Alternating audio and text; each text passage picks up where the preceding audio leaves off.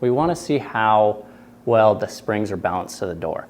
So as we lift the door up, we lift the first panel on top up to the radius, that round part in the track, and see how well balanced it is right there. So if it starts going up by itself, then it's too hot. If it starts going down by itself, it's too heavy. We want this to be balanced and stay there on all of the panels. So first panel looks good, second panel looks good,